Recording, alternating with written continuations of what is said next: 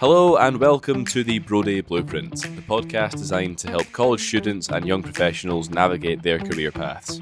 Each episode, we sit down with industry experts from finance, business, sports, education, and more to uncover their journeys, daily experiences, and lessons they've learned along the way. Whether you're exploring career options, looking for networking advice, or just curious about different industries, this is the place for you. I hope you enjoyed today's episode. Hi everybody, welcome back to episode 4 of the Brodie Blueprint. Today I'm joined by a guy who's got a lot of experience in sales, most recently working as a director of sales, Mr. Eric Ford. Eric, how are you doing today, sir? I'm doing well. Thank you. Thank you for having me. Yeah, absolutely. It's a pleasure. Obviously, we've spoke before, so I think we know the kind of rough idea of what we're going to be talking about today. Very excited for it. So I think we'll just dive right in. Obviously, Eric, me and you share something in common. We both studied at Weber International University. Obviously, timeline was slightly different. So tell us a little bit about your time at Weber, what you got up to, life at Weber back then, and just, your college life. Yeah, so it's something obviously I don't think I was ever thought I was going to hear. We went to Weber together. A very, very small school, as you know. It's a lot smaller back when I went there. But no, it was good. It was definitely different. Met a lot of lifelong friends that I still talk to from there. So it's good. Weber was school, and I was not the biggest fan of school, we'll say. I just, when I got towards the end, it was D equal degree, and this is not a mentality anybody else should have at all. And obviously, I don't want my kids to ever hear me say that. But no, I had got a sports scholarship for track there, and so got kind of paid to go to school, so can't really complain. Plus, as moms do, they push you to make sure you get that piece of paper. So I did it. I hear Yeah, I put the years in, and did it. And look, it was good. There's obviously a lot of learnings there, but towards the end, I was definitely ready to just start kind of my career and what I wanted to do, which from back then to now has changed quite a bit. But I was ready. I was ready to be done with school for sure. Absolutely. I think that's probably a familiar feeling for a lot of people, so I don't think anyone's going to disagree with that. So obviously we spoke, you said your career plans changed a lot throughout your career, throughout the work that you've done. At Weber and in college, what was your career goals? What did you want to do after school? Yeah, so it even started a little bit before when I was at Weber in college. So I had started at Office Depot back in the day when Office Depot was a big key relevant retailer, unlike unfortunately where they are today, and just stocking the shelves and kind of a high school job. And as I went to college, I obviously still worked at a different store and ended up making my way up to being a receiving manager, key holder, and so in my mind, I was like, oh, I'm just going to be a store manager and kind of go that route. And so I was again ready to just be done and be started on my career. I had an opportunity to leave school early to become a assistant manager to then fast track me to a store manager. Looking back on it now, I'm glad I didn't take that move. And I did finish school. As much as I didn't enjoy it, I am glad that I finished, what I had started. And so as soon as I had finished school, went right to assistant manager and, thought that for sure was going to be my path. And while working in stores and being, stocking the shelves and doing that, I moved into the tech department and, got really good at selling, and really just didn't think anything of it. I just kind of, just did it. And, still with my mentality was like, that was where I was going to be, is managing a store and doing all that, and maybe potentially being like a district manager somewhere around there, but staying kind of in that retail space. And, I worked my way up to managing a store in the rough part of town, actually near USF over in Tampa. And I had worked for, at one time, a guy who was pretty high up in operations in Office Depot, and he came to me with an opportunity to manage a team that traveled around and did new store builds and remodels and special projects, things like that. And I thought, you know what, that sounds like it could be pretty cool. So I left the stores, went and did this, learned some pretty valuable things about, execution and different levels of execution at different stores, which would help me obviously where I am today, which I'll get to. But seeing all these different management styles, seeing all these different things was pretty good to see. Had a lot of fun doing it. We traveled kind of all over. It was mainly all over Florida at the time because we had kind of teams everywhere else. But went up to and this is I had not been very well traveled, but I went up to Eau Claire, Wisconsin, to do a store up there. And it was when I flew out of Florida, it was Fort Lauderdale, it was 80 degrees, and it was negative with the wind chill, negative 35 in Wisconsin. Oh, and nice. It was terrible. It was absolutely terrible. I've never felt cold like that. But got up there, got the job done, I think a week and a half early, trying to get out of there. Try to get back to Florida, huh? Yeah, I needed the heat. So, after doing that for a little bit, I got an opportunity to go into the corporate, which was in Delray, still in South Florida. And so took that on, went into corporate doing planogramming, which, drawing the sets for different categories that went out to the stores that people did. And this is no shade on anybody that does that career. It was, for me, was probably the most boring job ever. It was a lot of the same stuff over and over with really no variation to it. I did that for a little bit. Again, it was boring. We'll put it that way. It was boring. And it's not for everybody, for sure. And I was one it was not for. So I worked with a lot of the people in merchandising, a lot of the buyers, because obviously it was their product that I was drawing on these sets. And one of the guys that I had worked with at the time, who to this day is one of my best friends, talked me into taking a lateral move and joining merchandising, and thought a lot about it. And again, it was like, all right, it's change. And, at that point in my career, I was a little more resistant to that kind of change, right? Like, yes, the planogram is boring, but I was comfortable. And that's where a lot of people get stuck. And I was, I was there, I was young. And so I said, you know what? Good, I'll do it. I took the leap, and talking to my mom, who was very successful in her career, and kind of talking to her, it was, listen, you got a company that's going to pay you to learn this new skill. And that's been advice I've given to a lot of people, right? If you're at a company and you're going to go to a different department or a different section, and you have a company that's willing to pay you to learn this and get good at it, I mean, take it. And the other thought was, hey, merchandising's everywhere, right? Like, a lot of companies do a lot of buying for stores and different outlets, whether it's now, a lot of online or whatever. It's everywhere. So I'm like, okay, this could open up a lot more doors.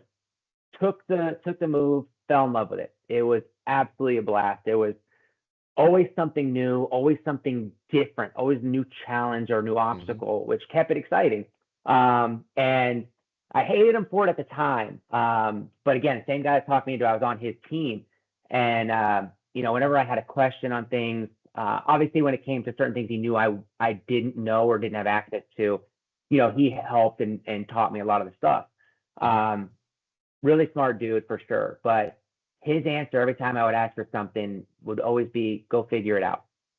And not in a bad way, right? But it was more like he knew I had the tools to find it. And at the time, I hated him for it because I'm like, man, I just what is it? But it helped a lot in me being able to just, not need to rely on getting the answers, where I can just use my resources or resources at hand to find the answer. And plus, me doing that helped me to learn and retain the information a lot better than just somebody telling you. So, him and I still joke about it to this day, but it was definitely worth it, because within a year I got promoted from an assistant to an associate. And then within another year, I got promoted from associate to a buyer.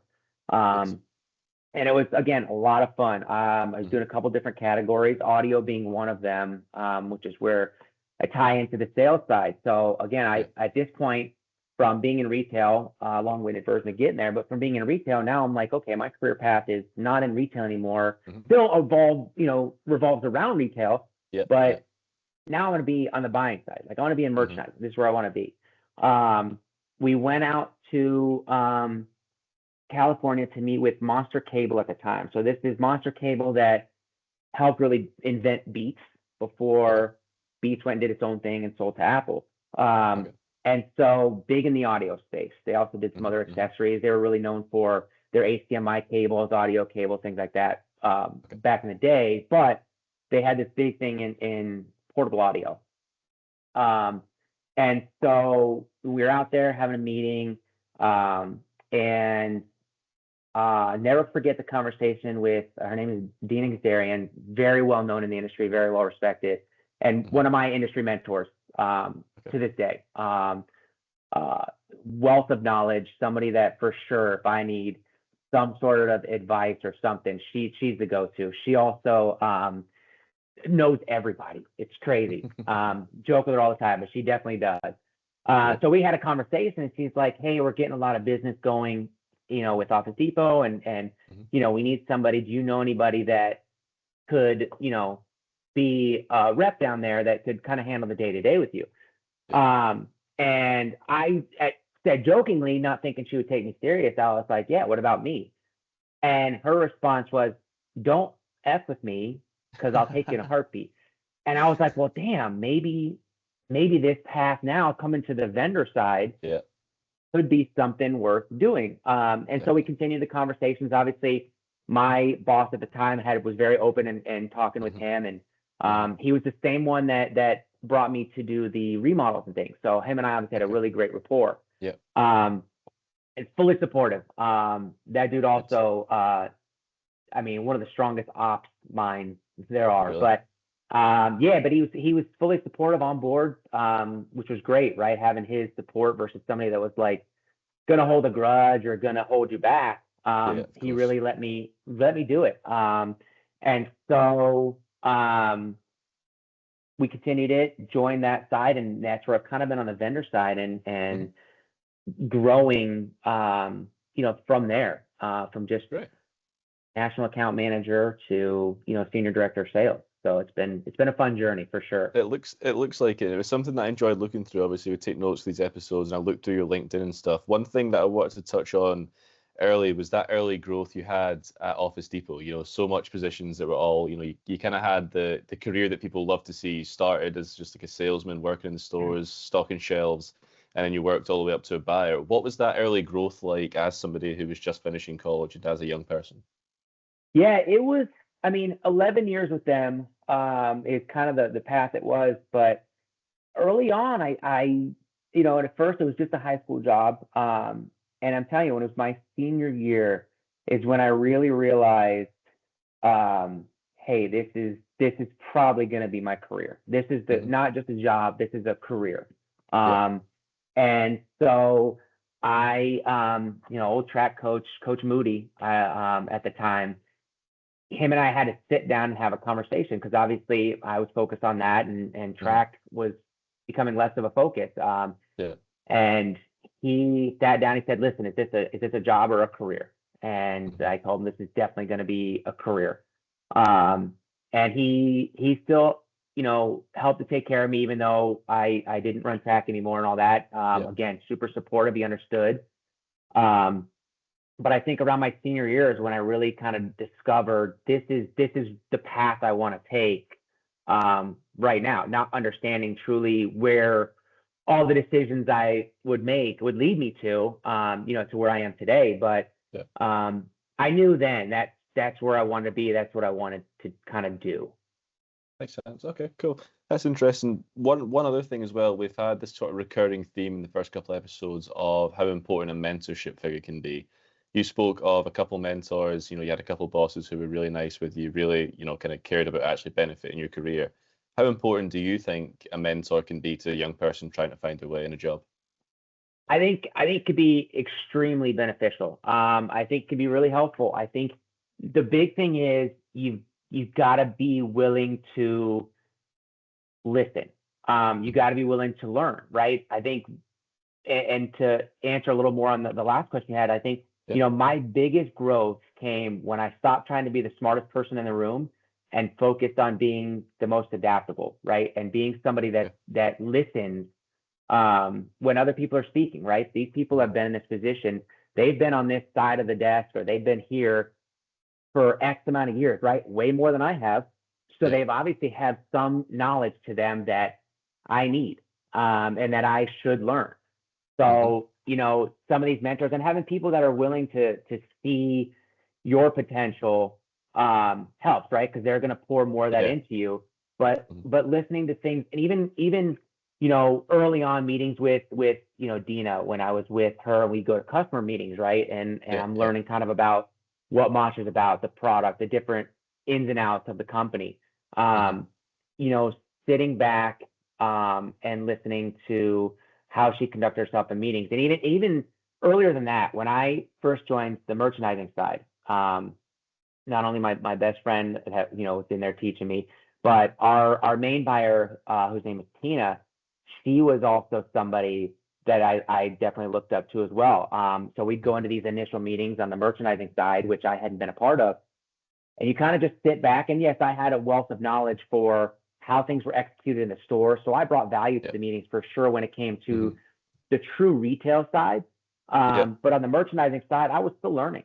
So you sit back and listen and listen and learn, and how they talk and what they communicate about, and some key things that they hit on.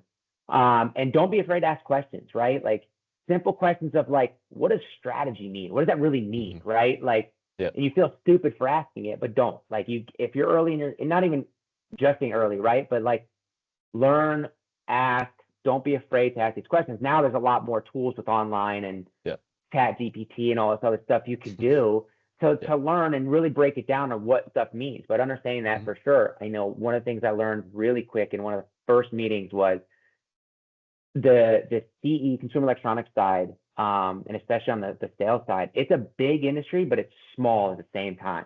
And when they were talking, what I mean by that is like, they would go through a list of people. Oh, did you hear about this person? Oh yeah, they're here now. Do you hear about this person? They're here. So there's everybody knows everybody, and everybody's crossed paths at some time. So it's very small, tight-knit industry, it seems. Interesting. Cool. That's good to hear. I think, like I said, it's been a recurring theme about mentors and stuff, and being able to learn from people around you. So I think that's also valuable advice for any sort of person. Like you said, the start of your career, the middle of your career, towards the end of your career, you can always learn from those around you. Just from listening to you talk, it sounds like sales and working sales just sort of came to you naturally. What advice would you have for young people that are maybe interested in sales, think they want to be a salesperson, or kind of think they want to work in sales like you did? What advice would you have for young people starting out there? Yeah, it's sales is definitely it's a people person type job. Like, you're interacting with people daily, not just internal people, but the people that you're obviously wanting to sell to. The biggest advice is, it's not about the product. And again, a piece of advice that I got that has stuck with me, through the years is, it's not the product, you're selling yourself. And people are going to buy from people they trust. And so it's sales today, especially, is less about pitching, more about problem solving. They don't sell to buyers, they sell with them, right? Because at the end of the day, it's the buyer's end consumer that's going to make or break, your product. So, I think just being open to building the rapport with somebody and not being fake. That's probably one of the big ones, right? You can fake somebody, the whole fake it till you make it. You can be fake maybe first or second time meeting somebody, but pretty soon they're gonna figure out, are you genuine or not? And that's one thing that I've always stuck to, is being my genuine self. I'm not for everybody, I get it. But 100%. But it's also not, even if you and this person outside of work stuff would never really be friends or hang out, you're going to be able to build that rapport, because they know that who you are, that's a real part. Like, you're who you are, right? You're not turning on some switch to be somebody else just to make $1. This is who you truly are. And that's gone a long way, for sure. So, just being there to listen and, um, have the rapport, the conversations, right? Like ask if you know the buyer you're going to meet with, as an example, they've got 2 kids. How are your Yeah. kids? How's Jack and Jane? How are they doing? How's things, at home? Or, maybe not at home. That you don't want to get too personal if you don't know them like that. But, ask how the family's doing, how things like that. Yeah. Don't just come in and jump right to, well, here we got this. Like that's just not, it's cold, right? And you want to have the good people interaction. It sounds like you want to highlight the strength of a connection outside of the product. You actually want to get on with the person on whatever you can find it is that you share. Similar, like you said, whether you're talking about family or whatever it is you might have in common, there's always something you can be more personal about than just the product itself, which sounds like an important skill as well. Yeah. As someone who's had a lot of these sales positions and growth positions, what was a lesson you had to learn early on in your career, do you think? Well, I mean, look, you've um, definitely made some mistakes along the way. I'd say some lessons is, don't. One of the key lessons I think, just thinking about it, is don't be afraid to take the leap and bet on yourself. There's been opportunities I've had that I passed on because, again, early in my career, it was new and different. It was out of my comfort zone. I wasn't really open to change, even if I knew, right, like where I was at was miserable, or where I was at was just, there was no growth. Let me put it that way. And if you'll always feel successful, and you'll always feel like your day has some accomplishment when you're growing. So understanding that's probably part 2 of the lesson is, if you're not growing, learning something, solving some new problem, or, accomplishing some goal that you kind of had set in your career, you'll feel stagnant. You'll feel like you're not kind of accomplishing anything. You'll feel stuck. And it's not a good place to be mentally. You start kind of just then, I don't say spiraling down, but you definitely start having more of a negative looking approach. So being in a spot to bet on yourself, not only make stupid decisions, obviously do the research to make sure this could be great. This could be where I want to be. But bet on yourself. If have the opportunity, obviously somebody or something has shown, like you've shown, that you are capable of doing this next step. Take the leap for sure. Good. That would definitely be, those couple would be some lessons. Like mistakes, you're always going to make mistakes. I've got this question in an interview before. If you could go back and change any mistake ever, what would you change and why? And I really sat and thought about this question. And honestly, my answer would be, I wouldn't, and I've done some dumb stuff, we'll say. I wouldn't change any of them. I've definitely made some mistakes, but they've all taught me the lessons that led me to where I am today. So, I've learned from the mistakes, and that's the important thing, is learning from your mistakes.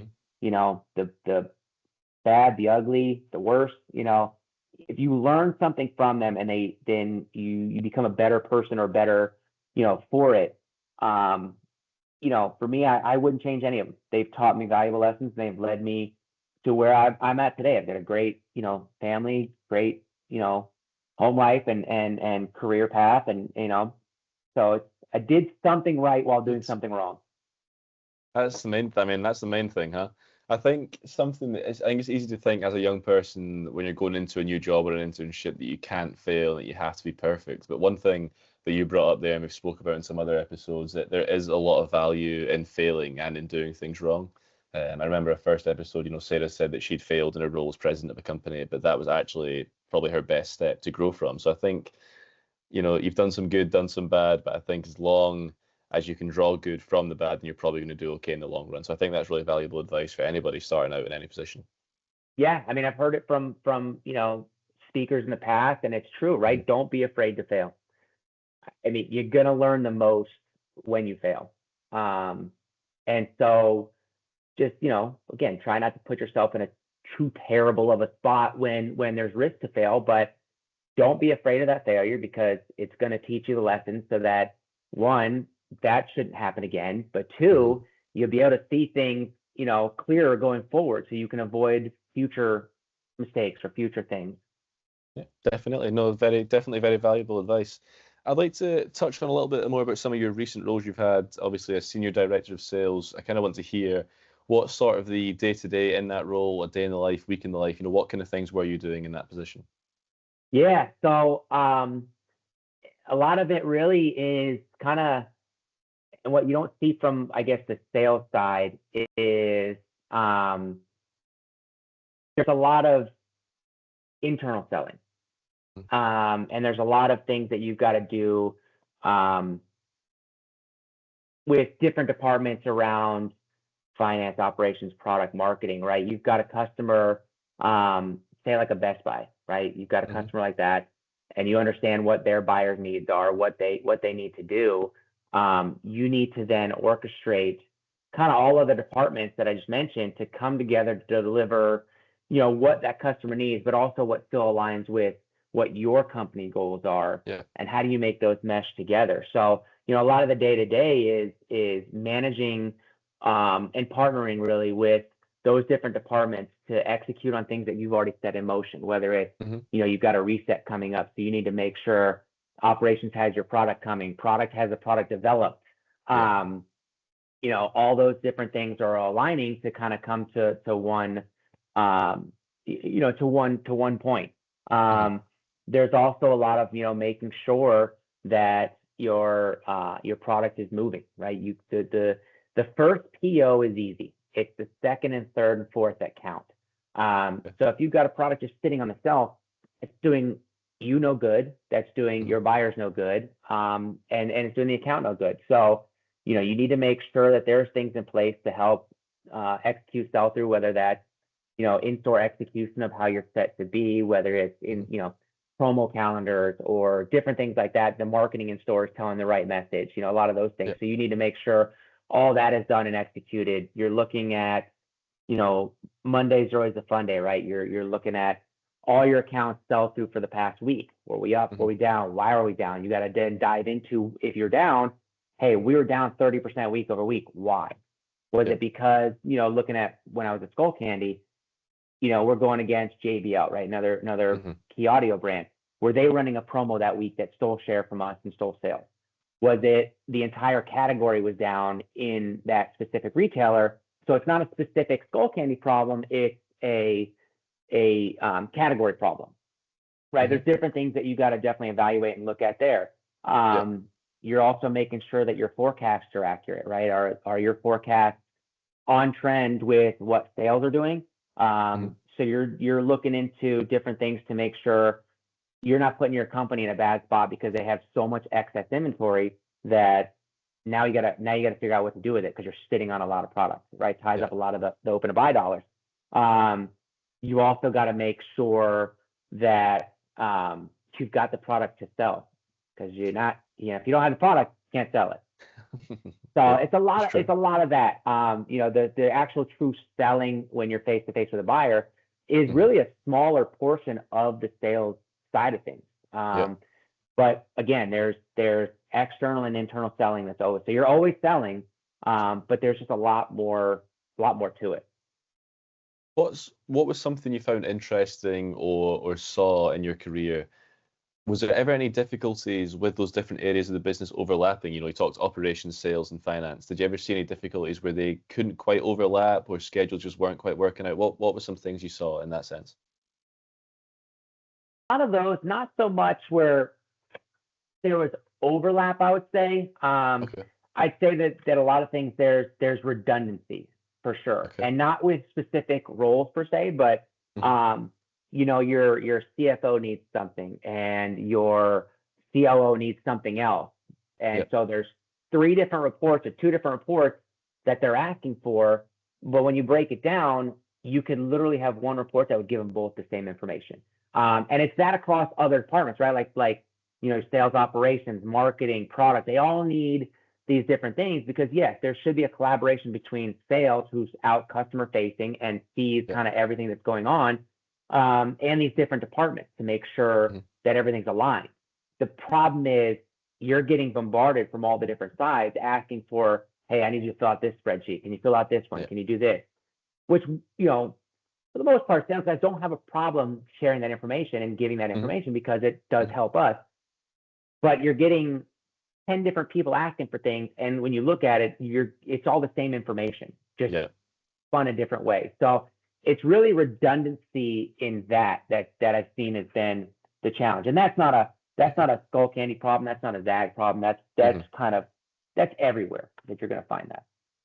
Interesting. Okay, no, that's interesting. I think, you see internships come up, you see opportunities come up, and I think especially for internships, it's operations, it's sales, it's finance, it's accounting, it's all these separate industries. So I think a lot of people maybe don't see how they, and like you said, it's not necessarily overlap, but don't see how they work together to do the behind the scenes of your face-to-face sales, for example. Like you said, it's a very small percentage of the actual process, and what goes on behind the scenes isn't something that it's easy to see from the outside. So I think that's definitely interesting. Moving on, so you said you wanted to talk a little bit about what you've been doing recently. So I had you as a senior director of sales at, is it Vinci brands? And then obviously Skullcandy in the last sort of couple of years. You want to talk to us a little bit about what you've been doing recently, what your goals are coming up? Yeah, for sure. So I'm kind of in an exciting space right now where I get to be selective. So I'm looking really for the right kind of challenge that feels right, also kind of the equal parts of like strategy and execution and, really where I want to be. So I've had, some really great energizing conversations lately that, hopefully obviously things come to fruition there. But, really it's at this stage, where's the next challenge? And that's where I think it's exciting. I get to be in that seat to do that. Whether it's, forced to have to be in that spot or just making the decision. I think it's definitely, it's a good place for sure. So again, just looking for the next challenge of where that's at. I've, had a lot of success in scaling products and scaling, brands within accounts and really driving growth and being a part of, nothing to something. And so, that's kind of where it's like, where can I take those skills and things that I've learned and utilize them?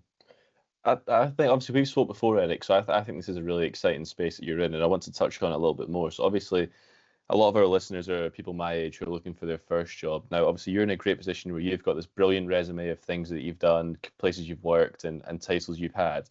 What have you found interesting about being at this stage of your career now, and like you said, being able to be selective about your new opportunity? How's that been at this stage of your career? It's been great, and again, it's a lot of the legwork and a lot of the stuff I did from early on to now, right? It's not getting complacent. It's, really driving for what you want. Have that clear goal. Again, your goals can change. This stuff can shift, right? But as long as you're making the decisions that you feel are best for your career, it's really laying down kind of the pathwork to get to a spot where you can then be selective. You can then be, okay, I've put in the grunt work, right? I've done this stuff. I've learned the stuff and I've retained everything. I can, do this job, pretty, I don't want to say flawlessly, because there's always going to be something, right? But I can do this job, and regurgitate everything I need to do. And I know what steps need to happen. And I know this, what's the next step? And each of my career paths, even early on when I was afraid of the change, right, is I wanted to start looking for that challenge. And I think once, the first couple leaps were made and they worked out, it helps you to kind of ease your mind of like not being so afraid of doing that. Because you know what? Yeah. I took this leap and it worked out great. I bet on myself. It worked out great. I know what I bring to the table. I think it's even the generation right after, myself, it's challenging, right? Like it seems like every generation that's next is the laziest generation, right? Like millennials are the lazy ones. We don't do anything. And it's like every other generation is like, these ones are lazy. I think the latest generation that's coming up for sure, I think has been catching it the worst.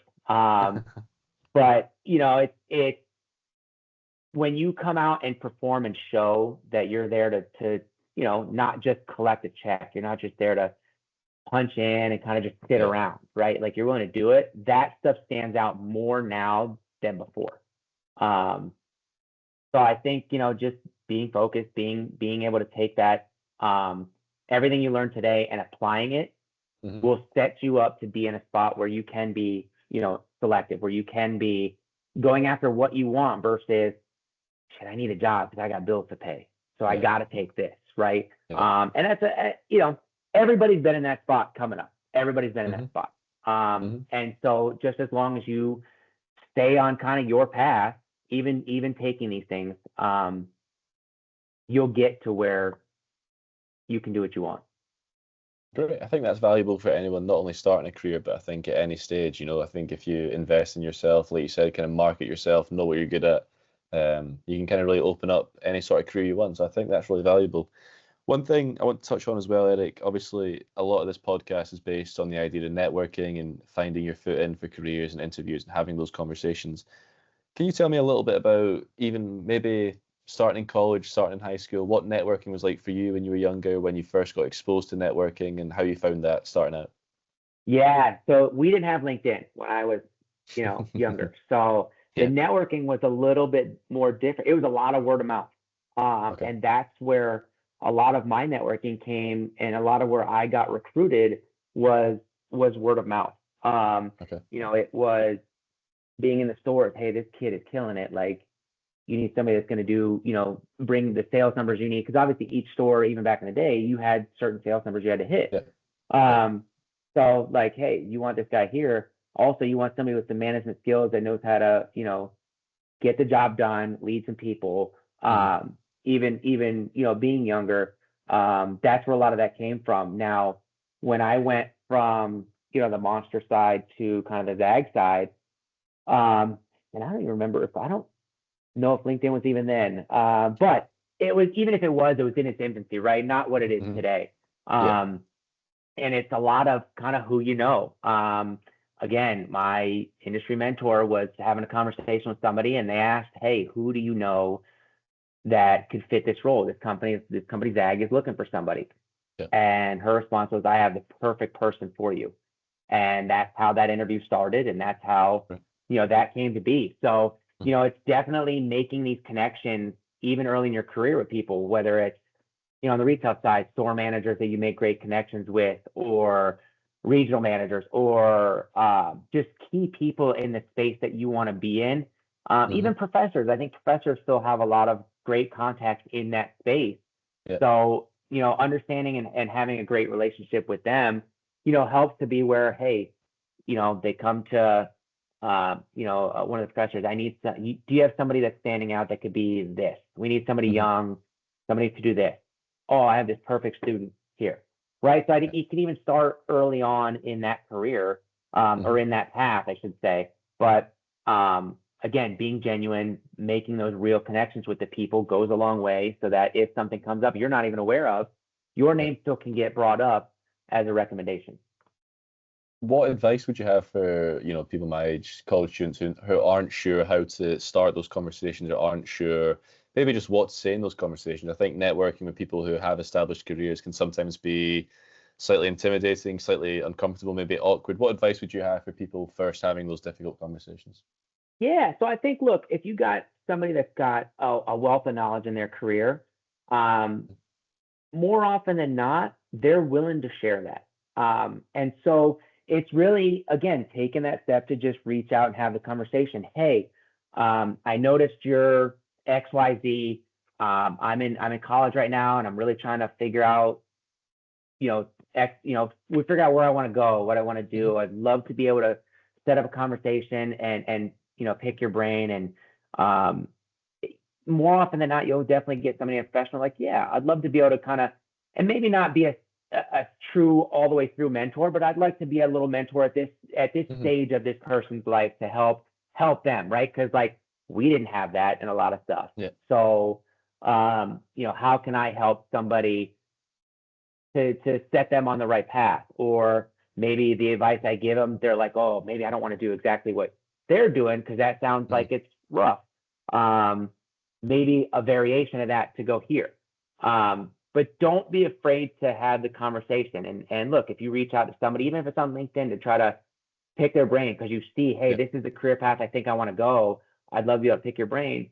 There's a lot more people than one in that industry, right? So if they say, hey, sorry, I don't have time, cool, thank you very much. And just, that's it, right? Like, there's no need to get, salty or as they say, butthurt about it. There's always going to be somebody that's willing to share some knowledge with you and help. But again, you got, like you said, it is intimidating, right? You don't want to sit there and the fear of rejection, right? But in sales, you got to throw that fear out real quick, because you definitely get rejected a lot. But just being upfront, again, be genuine. Like, I'm not here to just exploit you for stuff. I want to get some knowledge. Love to be able to pick your brain. Love to get 10, 15 minutes with you, 20 minutes with you.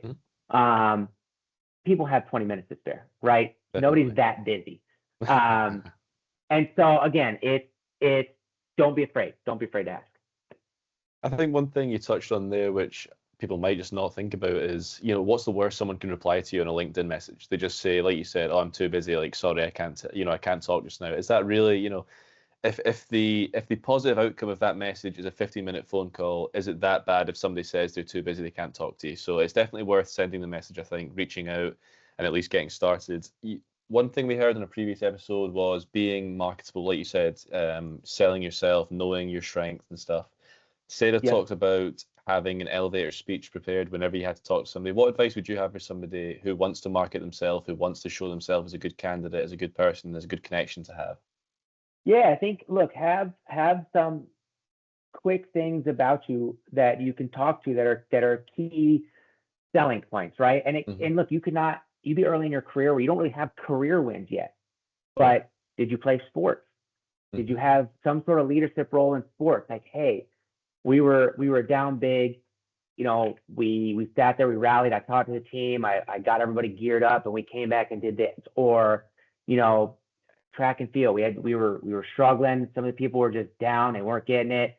I gave some helpful tips or helpful hints on what to do here, and we came out right. Like, there's different examples for sure that you can have in life. It doesn't have to be career specific at an early stage, right? It's just, what have you done to show your character? That's the big thing, right? Because that character is going to translate into your work life. Whether you try to flip that fake switch, being in office, eventually, and more often sooner than rather than later, your real self will start to come out, and that fake switch is going to be seen through. So it's better to just be real up front. And again, just have some key marketable things about you. So if you get in a conversation, what have you done? Like, what have you done to this point? You've got some things to talk about. Obviously, if somebody's talking to you, they know you're early in your career. They know you're just starting. So they're not going to drill you on in-depth questions. I would hope not, at least, on in-depth questions. But yeah, that's kind of the big thing, is just, if you're trying to market yourself and really show kind of who you are, just have some of those things. You don't have to go through a whole laundry list. Just quick key elevator pitch, as you said, talking points. Right, there you go. I think it's as simple as that, really, huh? Just have a few things you can draw on, talk about your character, and just paint yourself in a good light, huh? Yeah, and once you start getting some career wins, then you have some things to not necessarily replace the old things with, but obviously people are going to care about, your latest win or your latest sale. So even if you have some stuff that there's been, a fail or a mistake, you talk about what that is, but then what I did was I right-sized to do this, or I learned a valuable lesson of this, which means going forward, this won't happen, right? So it's being able to take the negatives and spin them to positives. Definitely. That's valuable stuff, Eric. Definitely. We're gonna move on to our little segment now. We've got some quick fire questions for you. We've got some are kind of random and fun, some are more down the lines of what you've done. So we're going to start flying through these. Give me your best answers. No rush, no pressure. All right? All right, let's see what we got. All right. So was there any job before Office Depot you had, your first ever job? So my first ever job was when I was 15. It was the only place I hired was McDonald's. Nice. Worked there till I was 16, and then went to AMC movie theater and worked there. Wow. Okay, they're good A ones. A lot of movie fun. theater's a new one. Yeah, it's fun. Would you say are you a coffee or an energy drink person before working? Coffee. I can't do Still the energy coffee. drinks. No? Okay. Early bird or night owl? Oh, I like to try to be an early bird because I feel like there's so much more time in the day I can get stuff Hmm. done. Yeah. But I am definitely a night owl. I go to lay down at 11, all of a sudden I'm wide awake, ready to do something. So, and I'm not like trying to go out on the town, do something. It's more just like, let's just do these things around the house that I've been putting off. So Yeah. I'd like to be more of a morning person. Waiting to your chores at 10, 11 o'clock at night, huh? Right, exactly. What's one app that you can't live without? One app I can't live without, probably, probably Instagram or something. Not even that I post. It's just, Hmm. that's my time to just like, I use that as like my, just fade off and watch dumb videos. Absolutely. I think everyone's the same. I think that's what Reels have been doing for people the last couple of years. Yep. Who who is someone, obviously either professionally or in your personal life, that you admire? I'd say probably the one person that stands out is probably Dina, who I had worked for and still Yeah, to this day, obviously very, very close with. absolutely. Good stuff. Your song to get in the zone? Ooh, man, that's a good one. I'm kind of all over the place because I could be anything from like old school hip hop to like System of a Down to even something that's not as heavy hitting as that, and it's one man band, and I can't remember who sings it now, but it's like a I would say easier listening song, but it's one that'll Okay. just get you kind of in the mode. But I'm all over, man, especially in like on a Thursday, Friday, I'll stand at the desk and just play some loud music to just go and just crank some stuff out. But it's all over the place. There's not one single. That's good. And I think that's actually better. You sound like you've got a lot of variety in your playlists anyway. Yeah, it's just whatever strikes you that day. You got to go with it. I hear you. I hear you completely. If you don't think you sorry, if you hadn't gone into the sales industry, what industry could you see yourself working in? Oh, I would say not finance because I hate numbers, which is funny because I deal with numbers Work with them a lot. every single day. Um, it would probably be something in retail where I was like a regional vice president or something like that. If I had to say, if I didn't get this path, that'd probably be where I was at. Okay, cool. One famous person to go for dinner with. One famous person to go to dinner with. I would say athletes count as famous, right? I'd say so, yeah. Athletes are, I'd I let would you have an athlete. I'll say Cal Ripken Jr. He was my favorite Wow. baseball player. Okay. Random, I know, but that would be one for sure. Who's your baseball team? Um, the Red Sox. I got converted back in the day from my roommate and girlfriend at the time. They were both from New England, and Great. they converted me in '02, and then the year after they broke the curse, won the World Series. So it was like a great time to be converted. Sounds like it. Um, so yeah, but before that, it was the Marlins, being a South Florida person. All right, cool, good stuff. What would you say surprised you the most when you entered the workforce? That is a good one. Hmm. Um, ooh, surprised me the most. That's a that's a great question. The only thing I could think for when I got into the merchandising side, what surprised me the most was how small that, like we talked about, how small that Yeah, industry was. really was. Um, Man, that's a great question though. But yeah, that would be the one that surprised me most because it's still even to this day, you hear names and you talk to people like, oh yeah, I know they were here. Nope, they're now here. And you just So know strange. know all the people. And it's so interesting in an industry that seems and like sounds massive, how small it can actually be. So I think that, I mean, it surprised me when you said it as well. So I think it's a good answer. And Yeah. obviously, this episode has been littered with advice. It's been littered with great things for your career. But Eric, please, one piece of final advice for our listeners. Final advice. Um,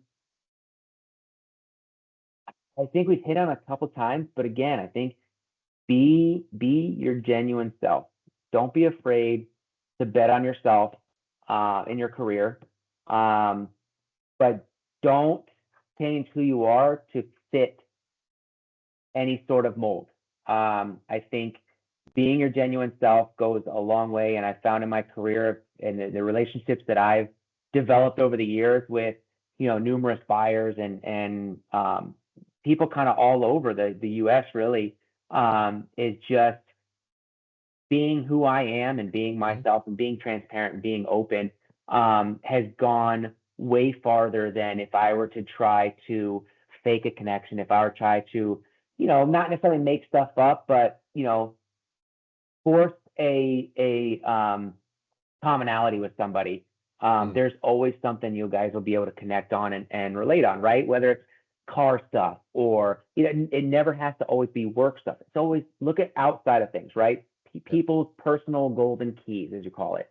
And what excites them. That's really the golden key. What excites them? If you go into a meeting with somebody and they're big into cars, I mean, relate to them on that. Like, I'm also big into cars. So that is an easy, relatable fact. Find something with this person and just talking to them and listening.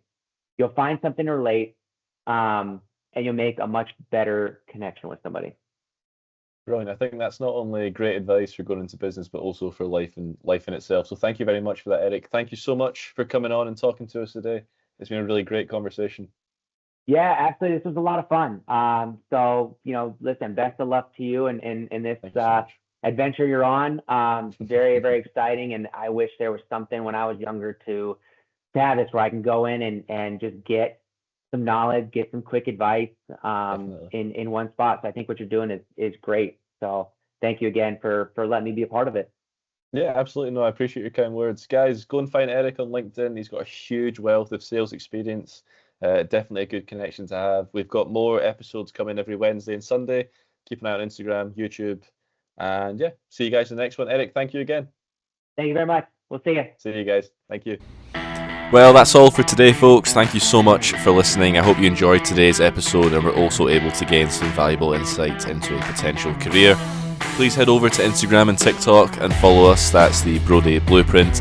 And also don't forget to like and subscribe on YouTube as well. If you guys have any guests that you want to see on the podcast or any industries that you want to see guests appear from, please let us know. Until next time, guys. See you later.